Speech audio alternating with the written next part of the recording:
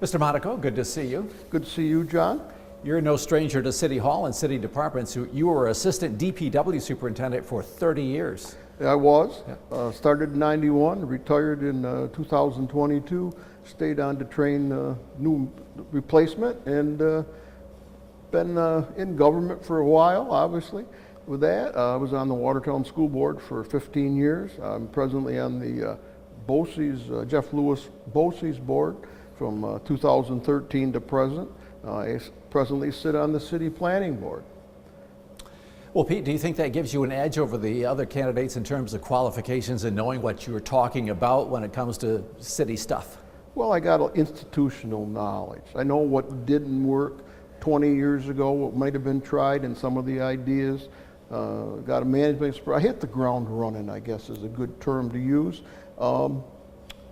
I got a good history of what I know. I know the city, lived here all my life, and I know the city's got a lot of issues that need to be addressed. And I don't know if I can cure them all, but I'm sure going to try to cure a few, or at least help cure a few of them. Let's see if you can cure this one. In 4 years, which your term would take you up to 2030, the city faces a financial cliff, the loss of $5 million in hydropower revenue. Is there any fix for that?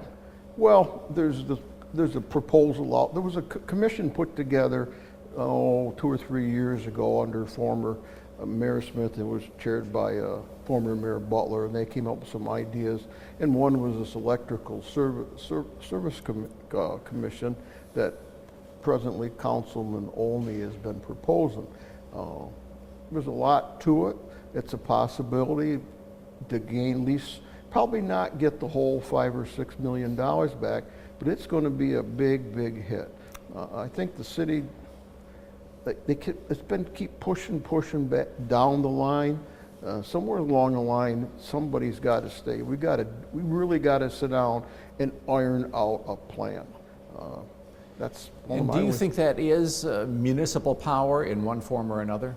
Yeah, they had the chance to be municipal power 40 years ago. Niagara Mohawk at the time didn't want to give it up. They made this deal with the city where they would buy excess power from the city, and they're paying 10 times what they could buy it for in the open market. So they're going to be glad to see it going on their end, and the city's not going to be glad to see it go on their end. I mean, then the numbers all vary. It's all river flow and one thing or another, but it's going to be a tough one, is what it is. Yep.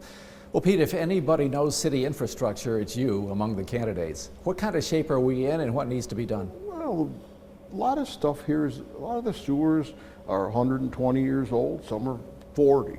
I mean, you look at, we were talking the other day with a guy, and when I first came to work here, they were rebuilding Gotham Street. That's 30 plus years ago. Well, 30 more years, that's going to be 60. But in the other stuff that's now 120, it's going to be 150. And things weren't done.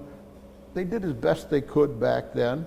And some of it's still holding up well, but some of it, there's a separation issue. The city's got a lot of issues. Yeah. They got this consent order on the western outfall trunk sewer that a DEC put out a couple years ago. They've got this water disinfectant byproducts. They've got a reservoir that's leaking whatever number you want to believe, anywhere from 300 to 500 gallons a day. And then you got the grid problem, and there's some big issues facing the city. And can we afford to fix them, especially given the challenge that lies ahead? They're going to have to. You're right, John, but there are some issues.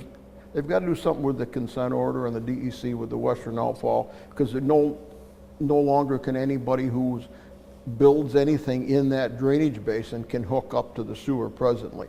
They get credits from DEC for, they had 7 or 8 little mini projects around in the last 2-3 weeks. That'll cut down on infiltration. That'll buy them some time. Yeah.